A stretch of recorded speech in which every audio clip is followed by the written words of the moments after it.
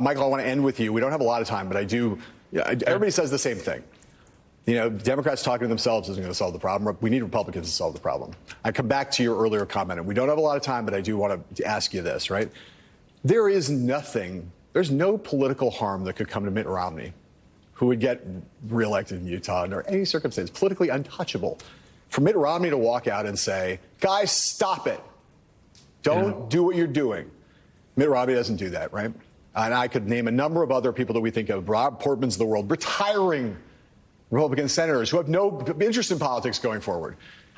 If they're not doing it now, is there any hope that anybody will from the Republican side? Because if Republicans are what we need to fix this problem, I see no sign that any of them are going to do anything.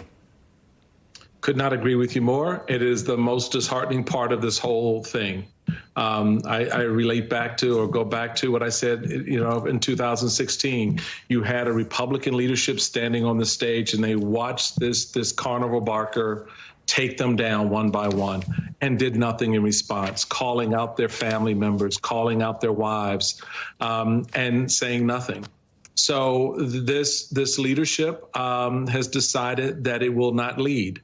And so it's going to be how Americans respond at the ballot box, how we as citizens overwhelm the ballot box with democracy.